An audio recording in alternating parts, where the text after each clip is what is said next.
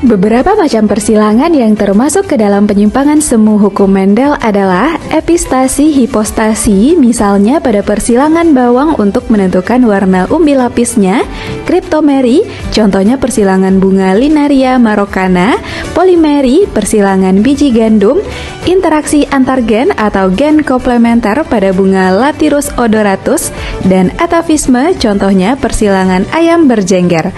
Semua jenis persilangan tersebut akan kita bahas satu persatu. Pertama, epistasi hipostasi.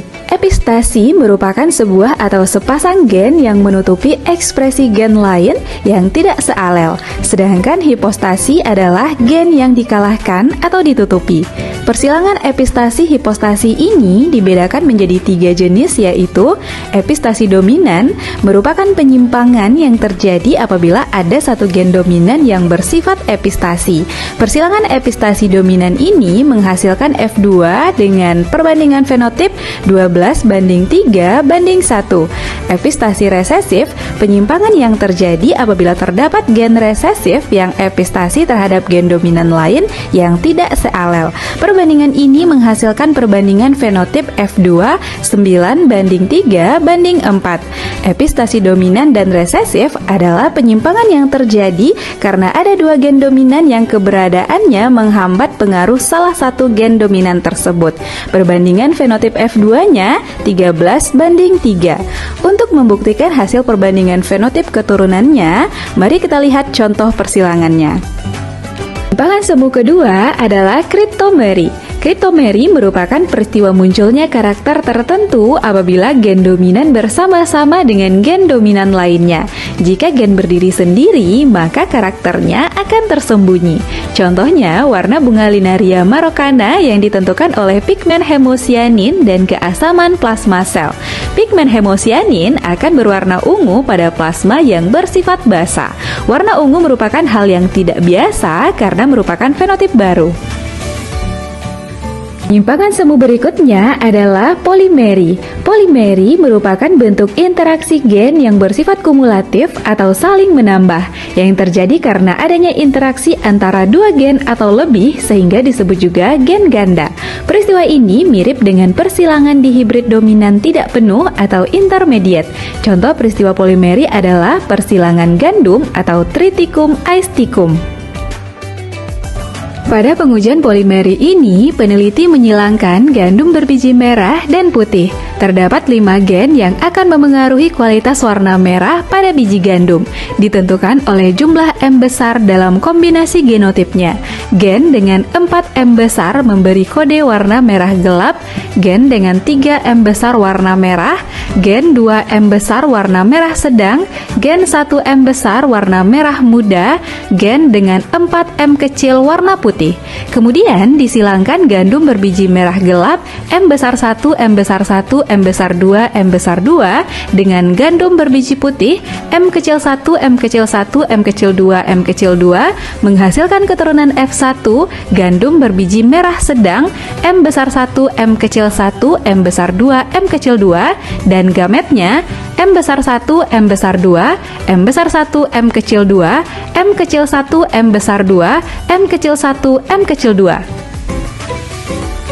Jika F1 disilangkan sesamanya, gandum biji merah sedang dengan biji merah sedang, M besar 1, M kecil 1, M besar 2, M kecil 2, menghasilkan genotip keturunan atau F2-nya seperti pada tabel berikut. Pada persilangan ini, semua kombinasi yang mengandung 4 gen M besar menghasilkan biji gandum berwarna merah gelap, kombinasi yang mengandung 3 M besar menghasilkan biji gandum berwarna merah, 2 M besar berwarna merah sedang, 1 M besar berwarna merah muda, dan 4 M kecil menghasilkan biji gandum berwarna putih. Jadi, perbandingan fenotip keturunan F2-nya adalah 1 merah gelap, 4 merah, 6 merah sedang, 4 merah muda, dan 1 putih. Secara keseluruhan, perbandingan fenotipnya 15 biji berwarna merah banding 1 putih. Penyimpangan semu keempat adalah gen-gen komplementer. Gen komplementer merupakan gen yang saling berinteraksi dan melengkapi sehingga memunculkan fenotip baru.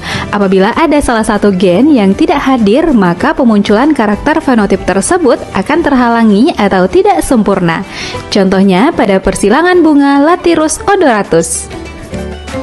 Dan penyimpangan semu yang terakhir adalah atavisme. Atavisme merupakan interaksi beberapa gen yang mengakibatkan hilangnya suatu sifat keturunan dan memunculkan sifat keturunan yang berbeda dengan induknya. Tetapi sifat induk akan muncul kembali pada generasi berikutnya. Contohnya pada persilangan ayam berjengger dengan bentuk yang berbeda. Baiklah, kita akan masuk kromosom. Kromosom terdapat pada inti sel atau nukleus. Kromosom merupakan kumpulan kromatid atau benang-benang halus yang menebal dan mendek saat pembelahan sel serta bisa menyerap warna. Kromosom terdiri dari asam nukleat, DNA dan RNA, dan protein. Kromosom memiliki ukuran yang berbeda-beda dengan panjang sekitar 0,2 sampai 5 mikron, memiliki diameter 0,2 sampai 20 mikron. Struktur kromosom terdiri dari sentromer dan lengan. Sentromer berbentuk bulat dan tidak mengandung DNA. Lengan kromosom memiliki kromonema yang berbentuk spiral. Kromomer merupakan penebalan dari kromonema. Matriks telomer yang berada pada ujung kromosom menjaga agar DNA tidak terurai. Kromosom juga terdapat satelit yang berbentuk bulat.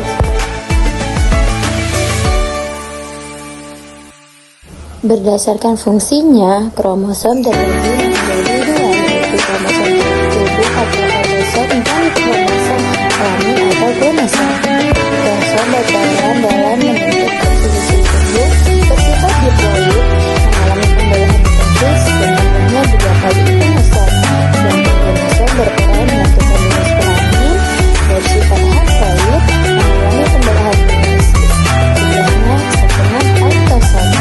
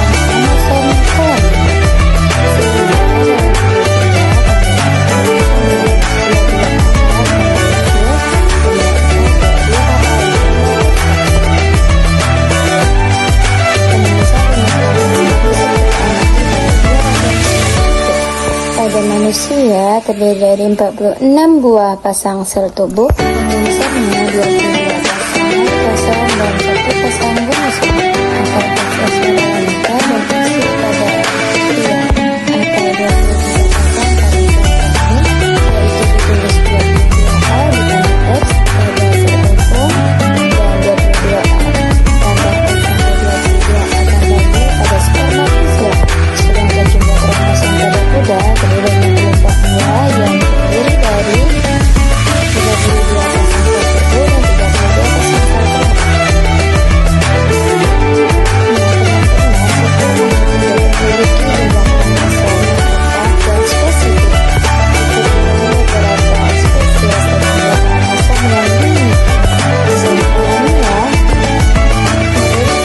sintesis protein. Sintesis protein adalah penerjemahan DNA atau gen menjadi RNA sehingga membentuk rantai protein melalui proses transkripsi dan translasi.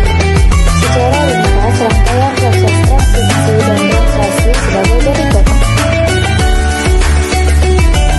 DNA membentuk mRNA